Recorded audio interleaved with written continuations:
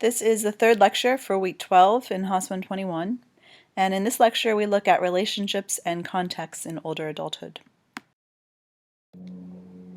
We'll begin by looking at some important relationships in later life, including those with friends, siblings, and others who make up a social convoy, which I'll talk about in a minute, marriages and partnerships, and how people will often care for a partner when they have an illness or disability, and then look at grandparenting and great-grandparenting as roles.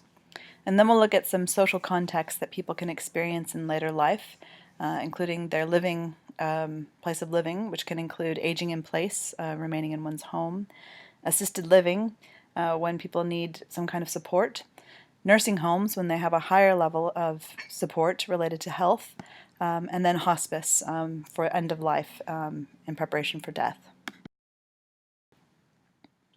The social convoy, which is a concept that we first talked about in young adulthood, is the idea of the people who are part of our lives for a fairly long term. So people who are with us and journey with us and really make up our support network. So those people can be friends, they can be family, like siblings, they can be extended family, important relationships, and how those relationships are a source for people to give support to others and receive support when they need it.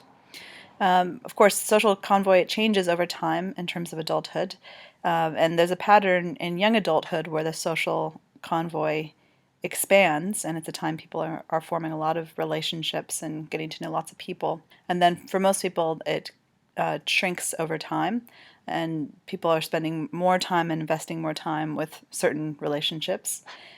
So with older adults, that also happens, that there's the shrinking of the social network when members of their friendship network die or have serious illness or disability. And this idea of social emotional selective theory is an explanatory factor. It's a theory about why people have different kinds of friendships and what people are looking for from friendships. So this theory suggests that people have different goals from their relationships with others, including information seeking, how people reinforce their self-concept and emotional regulation. And information seeking is particularly important in young adulthood as people are developing their life plans and they're still in that identity process around vocational identity, getting to know lots of people. But then through middle adulthood and then particularly in older adulthood, it's the emotional connection that's most important. And people want to select and really invest more deeply in certain relationships rather than being more spread out in their relationships. Siblings are an important kind of friendship relationship for many people. They're one of the longest term relationships people have, and they even last beyond the relationship with the parents. You know, parents eventually will die under normative conditions, whereas siblings, because they're close in age, are typically with each other the longest of all the various kinds of relationships. So it can be a very special relationship. It's a friendship that takes more effort often because it's not a friendship that people have selected on the basis of personality compatibility, for example. So it really depends on people making the effort and also other factors like how close people live to each other, how related they are. So there is evidence that full-blooded siblings tend to be closer than half siblings or step-siblings. The health of the siblings and the other relationships that are part of the life of the sibling. Marriages and partnerships, intimate partnerships, continue to be important and become perhaps more important in older adulthood. Marital satisfaction tends to increase for those couples who've had children when children leave the nest. But it's also a time, it's a time people re-examine the relationship. So some relationships may not make it through that empty nest phase, but those that do, often there's an improvement in marital satisfaction and a reconnection.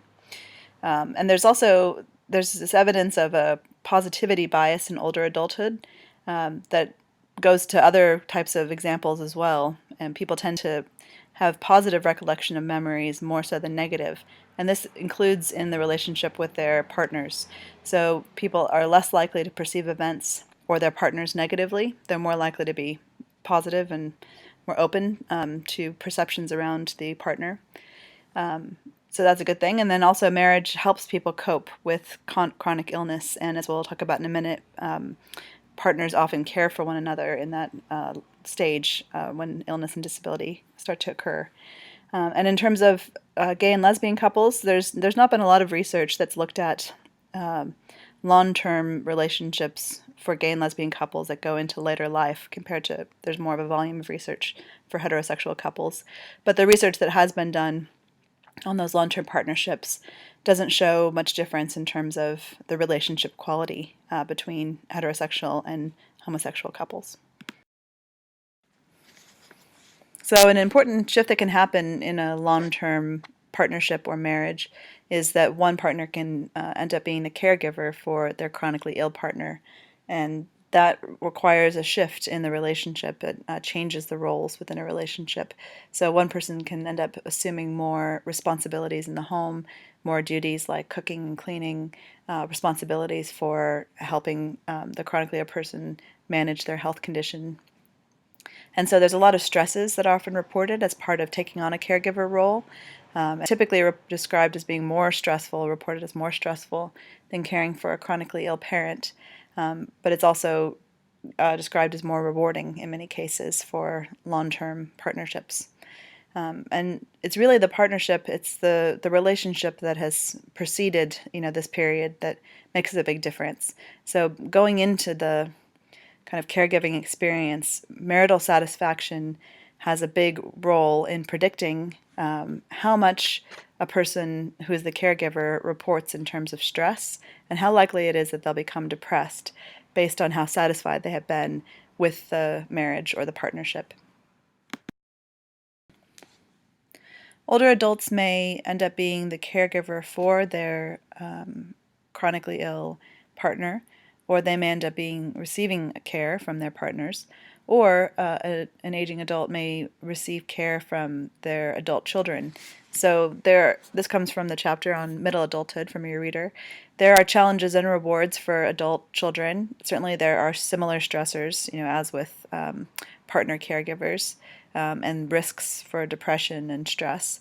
And these challenges include financial pressures, particularly when there are needs that a parent may have that are not covered financially, such as when a parent needs adult daycare because they can't be left alone, so costs like that. Conflicts with other responsibilities can be particularly hard. We talked about in week 11 in middle adulthood the idea of the sandwich generation, where this middle age may be a time when people are caring for their aging parents and still have children to whom they're responsible and are full in bore with their career. So it can be difficult to balance all of these. And when aging parents have cognitive declines and problematic behavior, like, for example, wandering, these tend to be most challenging for adult children who are caregivers to their parents. But there are also rewards that are mentioned, by people who are caregivers, and these include the opportunity for closeness, with the older parent in their older years, and also for the adult child to feel that they're giving something back to the parent. Particularly, similarly, when you look at the marriage relationship, when there's been that positive bond built there over time, it can be rewarding then to feel that they're giving something back. And then finally, the last relationship to mention now is around grandparenting and great-grandparenting. So we talked about grandparenting in middle adulthood, but grandchildren and grandparents continue to value the relationship even as children get older and become young adults. And grandchildren describe appreciating their grandparents, particularly for their personalities, appreciating them as role models, and for providing attention and shared activities with the grandchild. And for some, an increasing number of people actually are becoming great-grandparents as part of the increase in life expectancy.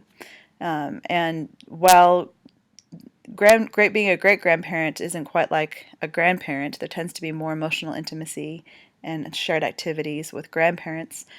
Being a great-grandparent still can be an important source of personal satisfaction, an opportunity to see the next generation of one's family, to have that sense of integrity that one's life and one's contributions will continue through the descendants.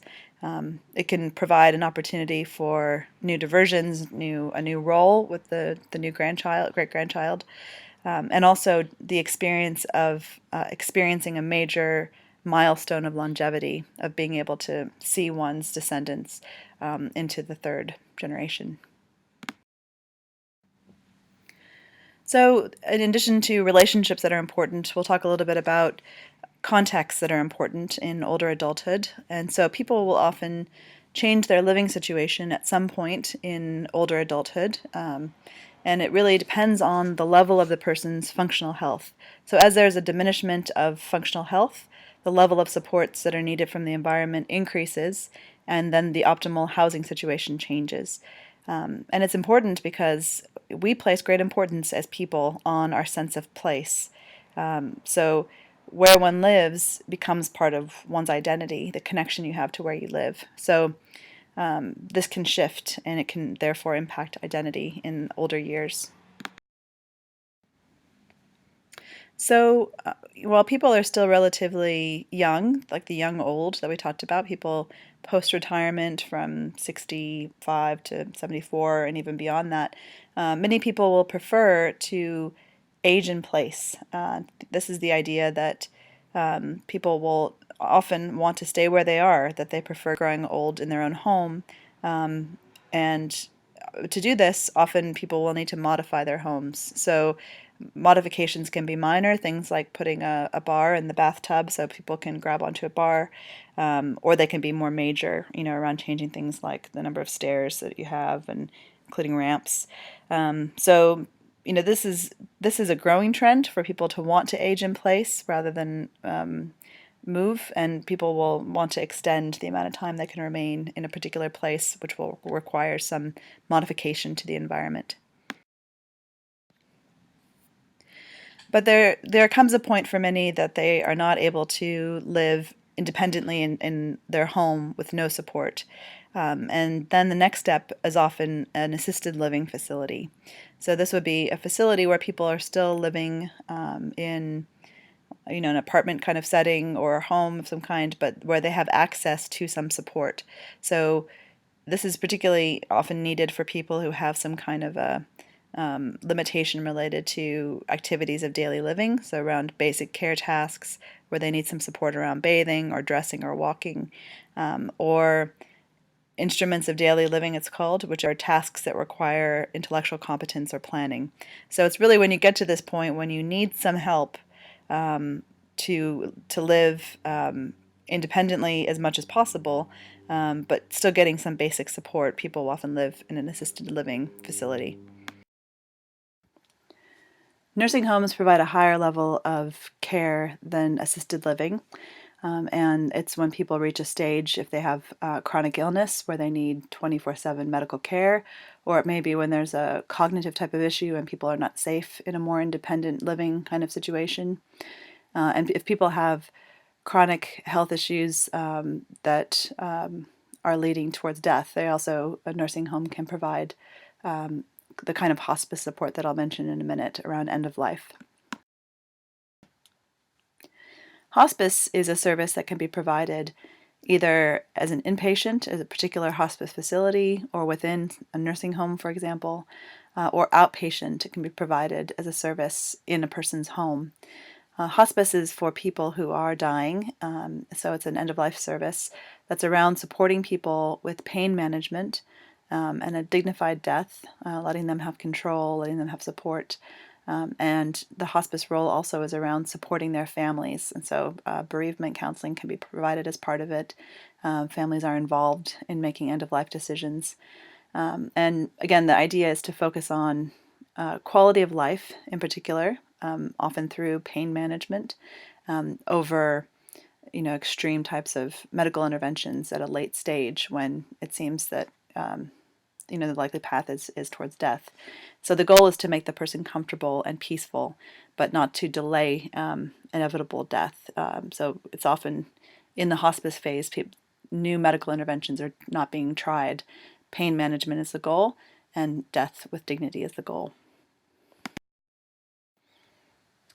Then the last point I wanted to make, an important issue in terms of the care for the elderly, is elder abuse and neglect. So much like child abuse and neglect, elders are dependent on others for their care, particularly at a certain age. We're talking about the old or the old, and this dependency can result in people being harmed. And so there are similar types of abuse and neglect as you would see with children in terms of physical, sexual, emotional abuse. With the elderly, there's also the potential for financial or material exploitation where someone's taking advantage of them in terms for money, abandonment, and then neglect, which is the most common kind of child abuse as well, is also most common for elders, neglecting the older person, or if there's self-neglect where the person's not taking care of, eating well enough and their medical needs, not stepping in and doing something. So there's some different risk factors. We talked about risk factors for negative outcomes in week 2, and these include things like poverty and social problems in the adult's family. It's most often adult children who are the perpetrators of abuse towards their parents. So if there have been family problems, if there's poverty in the family, if the elder is socially isolated, they don't have that social convoy and other people in their lives looking at what's going on, that can increase the risk of abuse.